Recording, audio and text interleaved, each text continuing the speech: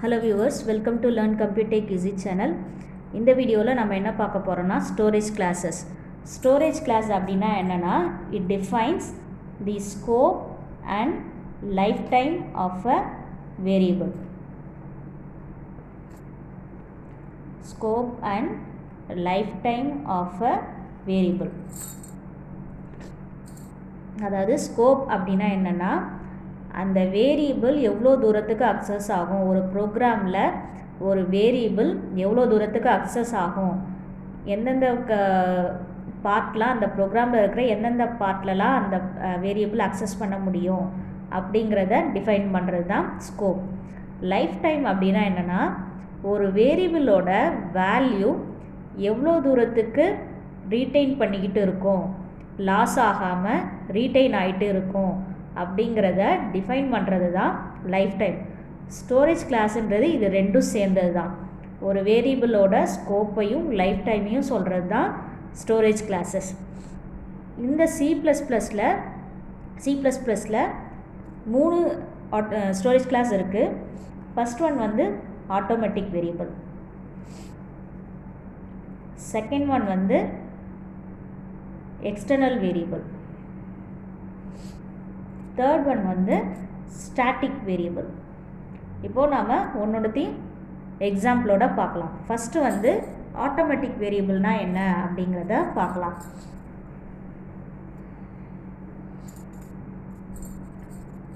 Automatic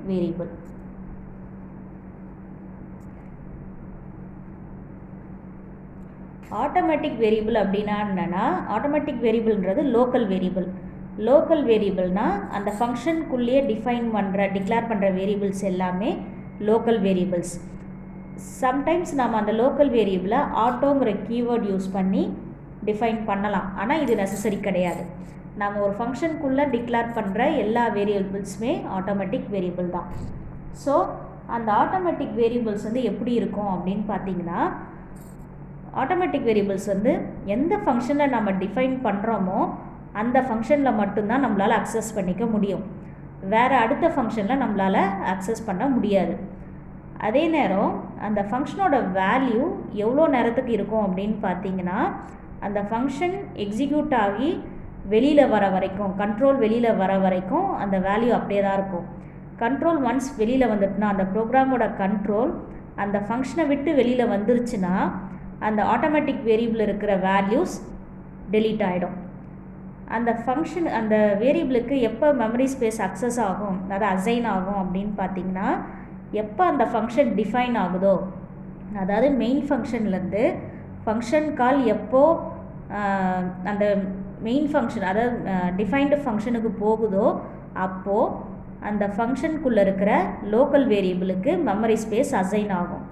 once அந்த function வந்து execute ஆகி கண்ட்ரோல் வெளியில் வந்ததுக்கப்புறம் அந்த ஃபங்க்ஷனுக்குள்ளே இருக்கிற லோக்கல் வேரியபிள்ஸோட மெமரிஸ் எல்லாமே, அது எந்தெந்த வேரியபிளோ மெமரி அசைன் பண்ணியிருக்கோ அது எல்லாமே அன்அசைன்ட் ஆகிடும். ஓகேவா? இப்போ நம்ம ப்ரோக்ராம் மூலமாக அதை பார்க்கலாம். இப்போ நான் 2 வேரியபிள் வாங்கி அதை சம் பண்ண போகிறேன், அவ்வளோதான் பண்ண போகிறேன். இப்போது ஒரு ஃபங்க்ஷன் டிக்ளேர் பண்ணுறேன், void sum int, int void main.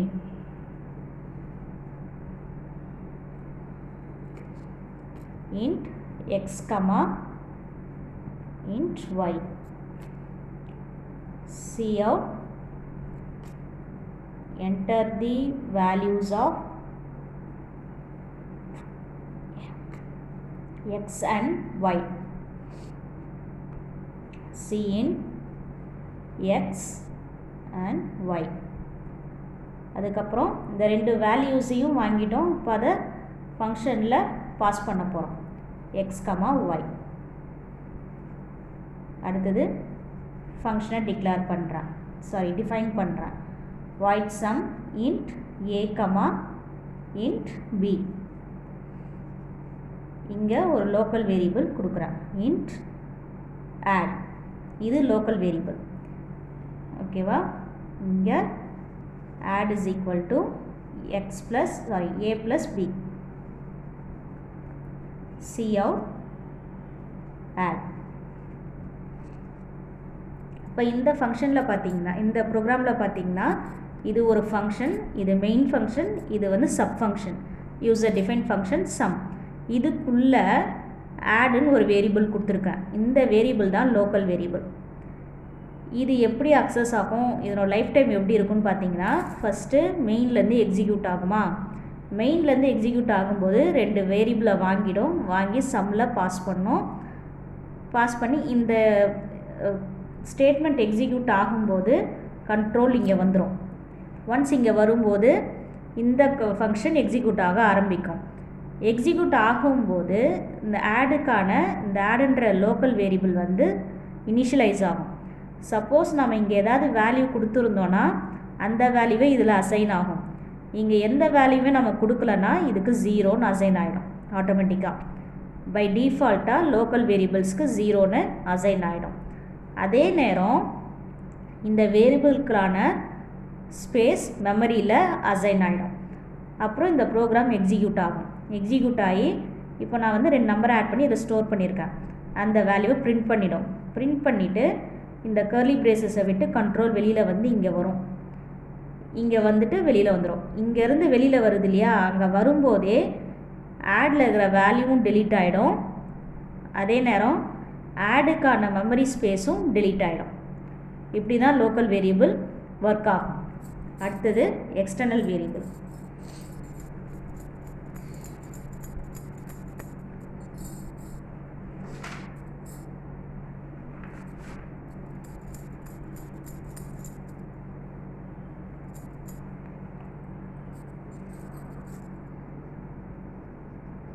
external variable.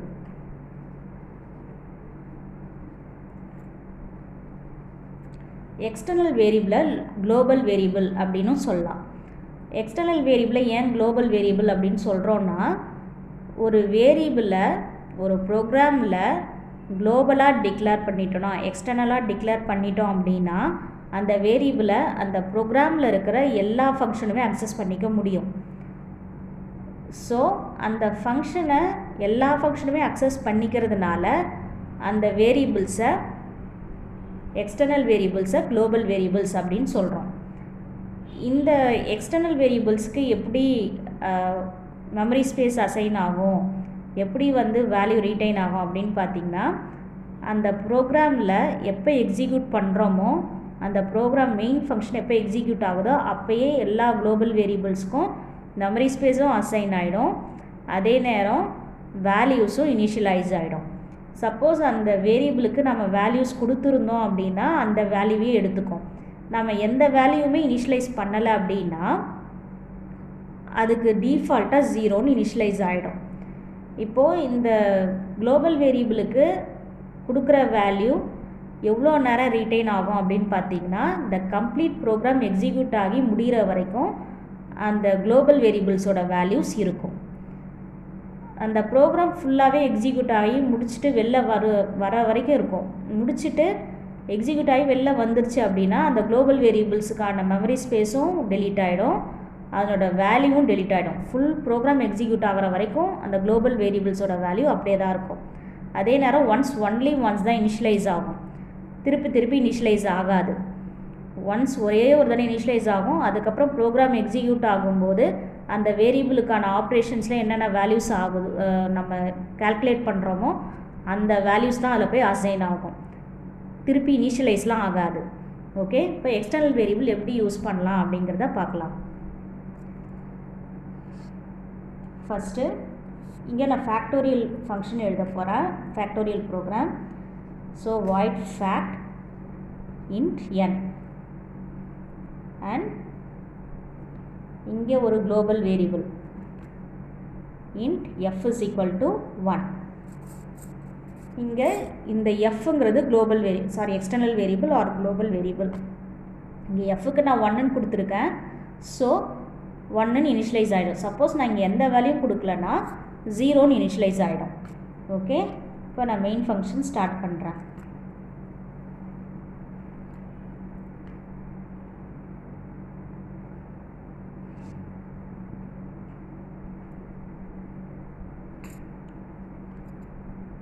int num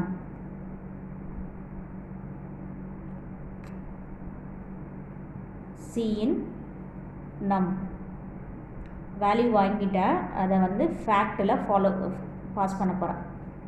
int num. Here again I define the function fact.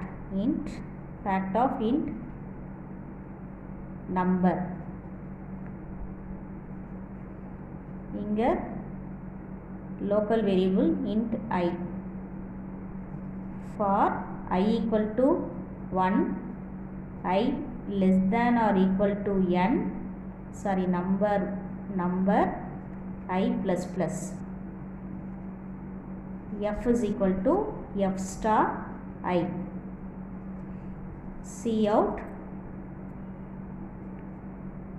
I. Sorry, cout fact F. இப்போ இந்த ப்ரோக்ராமில் ஃபேக்டோரியல் ஃபங்க்ஷன் எழுதியிருக்கேன். எஃப்ங்கிற வேரியபிளை குளோபலாக டிக்ளேர் பண்ணியிருக்கேன். இதில் 1 நான் இனிஷியலைஸ் பண்ணியிருக்கேன். அதனால தான் இங்கே வந்து எஃப்னு நான் டிக்ளேர் பண்ணலை. இந்த எஃப்ங்கிறத மெயின் ஃபங்க்ஷன்லேயும் நம்ம அக்சஸ் பண்ணிக்கலாம், அதே நேரம் ஃபேக்ட்ன்ற ஃபங்க்ஷன்லேயும் அக்சஸ் பண்ணிக்கலாம். இதை விட வேறு ஏதாவது ப்ரோக்ராம் எழுதினாலும் அங்கேயும் அந்த எஃப்பை நம்ம அதை வேறு ஃபங்க்ஷன் எழுதினாலும் இதே ப்ரோக்ராமில் நம்ம அதுலேயும் எஃப் அக்சஸ் பண்ணிக்கலாம். இப்போ நான் 1ன்னு இனிஷியலைஸ் பண்ணிட்டேன். இப்போ ஃபங்க்ஷன் வந்து இந்த கண்ட்ரோல் மெயின் ஃபங்க்ஷன்லேருந்து கண்ட்ரோல் ஃபேக்ட்டுக்கு வரும்போது இந்த ஐங்கிற வேரியபிள் மட்டும்தான் டிக்ளேர் பண்ணியிருப்போம், எஃப் டிக்ளேர் பண்ணலை. ஏன்னா ஏற்கனவே எக்ஸ்டர்னல் வேரியபிள் டிக்ளேர் பண்ணிட்டோம். ஸோ இங்கே நீங்கள் டிக்ளேர் பண்ண தேவையில்லை. இங்கே டேரெக்டாக நம்ம எஃப்பை அக்சஸ் பண்ணிக்கலாம். இங்கே என்ன பண்ணியிருக்கிறேன்னா ஃபேக்டோரியல் ஃபங்க்ஷன் எழுதியிருக்கேன். F is equal to F star Y. So அங்கே 1ன்னு இருக்குது, இங்கே 1ன்னு அசைன் ஆகும். இந்த ஐயில் என்னென்ன வேல்யூலாம் வருதோ அது இங்கே வந்து மல்டிப்ளை பண்ணுவோம். பண்ணி முடிச்சுட்டு ஃபேக்ட் அதை எஃப்பை வந்து பிரிண்ட் பண்ணிவிட்டு வெளியில் வரும். வெளியில் வரும்போது இந்த எஃப்பில் நான் கடைசியாக என்ன வேல்யூ இருக்கோ அது அப்படியே தான் இருக்கும். இந்த கம்ப்ளீட் ப்ரோக்ராம் எக்ஸிக்யூட் ஆகி வெளியில் வர வரைக்கும் அந்த எஃப்பில் அந்த வேல்யூ அப்படியே தான் இருக்கும், டெலீட் ஆகாது. இந்த ஃபங்க்ஷனை விட்டு வெளில வந்தாலும் அப்படியே தான் இருக்கும். இந்த மெயின் ஃபங்க்ஷனை விட்டு வெளில வரும்போது தான் இந்த மெயின் ஃபங்க்ஷனை விட்டு வெளில வந்தோன்னா ப்ரோக்ராம் முடிஞ்சிருச்சுன்னு அர்த்தம். அந்த மெயின் ஃபங்க்ஷனை விட்டு வெளியில் வந்துருச்சு அப்படின்னா கண்ட்ரோல் இங்கேருந்து போய் இங்கே வரும். இங்கே இந்த ஸ்டேட்மெண்ட் கீழே ஏதாவது ஸ்டேட்மெண்ட் வந்து எக்ஸிக்யூட் ஆகி வெளியில் வரும். அப்படி வெளியில் வரும்போது இந்த எஃப்ல இருக்கிற வேல்யூ டெலீட் ஆகிடும். அதே நேரம் இந்த எஃப்க்கு என்ன மெமரி அசைன் பண்ணியிருக்கிறோமோ அதுவும் டெலீட் ஆகிடும். ஸோ குளோபல் வேரியபிளுக்கு வேல்யூவும் மெமரியும் கம்ப்ளீட் ப்ரோக்ராம் எக்ஸிக்யூட் ஆகி முடிகிற வரைக்கும் அப்படியே இருக்கும். ஓகே, அடுத்து நம்ம ஸ்டாட்டிக் வேரியபிள் பார்க்கலாம்.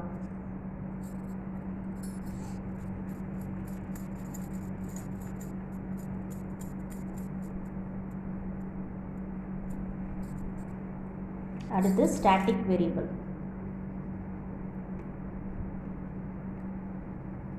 Static வேரியபிள்ன்றது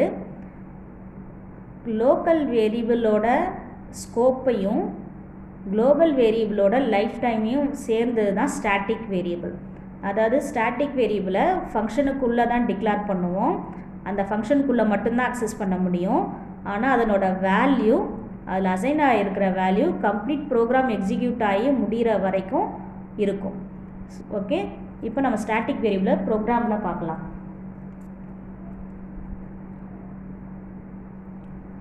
void sum int void main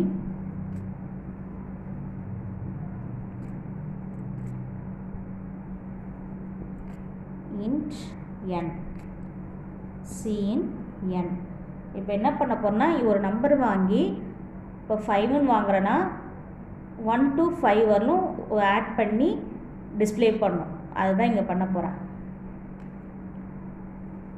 sum n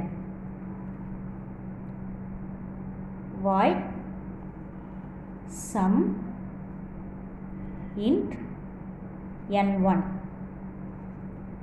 static total is equal to 0 int I.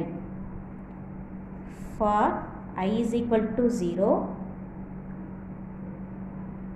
I less than or equal to n1 I plus plus tot is equal to tot plus I. C out tot.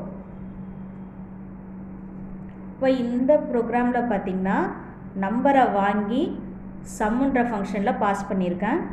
இங்கே இந்த statement execute ஆகும்போது control இங்கே வரும். இங்கே வந்த உடனே இங்கே உள்ளே பார்த்திங்கன்னா ஸ்டாட்டிக் இன்ட் டோட்டல்னு கொடுத்துருக்கேன். Static int total is equal to 0 initialise பண்ணியிருக்கேன். சப்போஸ் நான் இனிஷியலைஸ் பண்ணலன்னா ஆட்டோமேட்டிக்காக 0 இனிஷியலைஸ் ஆகிடும். இப்போது இந்த ஸ்டாட்டிக் இன்ட் டோட்டல் கொடுத்துருக்கேன் இல்லையா, இந்த வேரியபிள் வந்து இந்த ஃபங்க்ஷனுக்குள்ளே மட்டும்தான் அக்சஸ் பண்ண முடியும். இப்போது இங்கே ஒன்லி ஒன்ஸ் ஒரு தடவை தான் இனிஷியலைஸ் ஆகும், அதுக்கப்புறம் இனிஷியலைஸ் ஆகாது. இங்கே ஃபார் லூப்பில் எக்ஸிக்யூட் பண்ணிவிட்டு கடைசியாக இந்த எக்ஸிக்யூஷன் முடிஞ்சோடனே என்ன வேல்யூ இருக்கோ இந்த டாட்ன்ற வேரியபிளில் அது அப்படியே தான் இருக்கும். இந்த ஃபங்க்ஷன் எக்ஸிக்யூட் பண்ணிவிட்டு முடிச்சுட்டு வெளில வந்தால் கூட அந்த டோட்டுங்கிற வேரியபிளில் என்ன வேல்யூ இருக்கோ அது அப்படியே தான் இருக்கும். இந்த வேரியபிளுக்கு என்ன வேல்யூ அசைன் பண்ணியிருக்கிறோமோ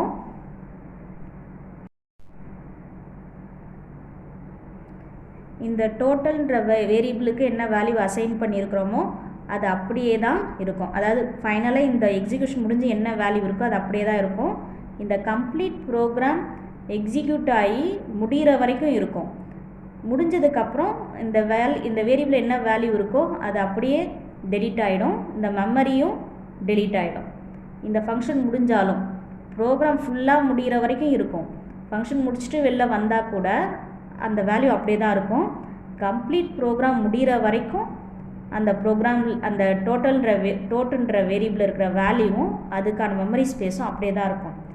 ஒன்ஸ் இந்த ப்ரோக்ராம் கம்ப்ளீட்டாக முடிஞ்சு வெளியில் வரும்போது க்ளோஸ் பண்ணும்போது இந்த டோட்டல்ன்ற வேரியபிளில் இருக்கிற வேல்யூஸும் அதுக்கான மெமரி ஸ்பேஸும் டெலீட் ஆகிடும். That's all about storage classes. இந்த டாப்பிக்கில் ஏதாவது டவுட் இருந்ததுன்னா கமெண்ட் செக்ஷனில் கமெண்ட் பண்ணுங்கள். இந்த வீடியோ உங்களுக்கு பிடிச்சிருந்ததுன்னா லைக் பண்ணுங்கள், ஷேர் பண்ணுங்கள். லேர்ன் கம்ப்யூட்டர் ஈஸி சேனலை சப்ஸ்கிரைப் பண்ணுங்கள். தேங்க்யூ.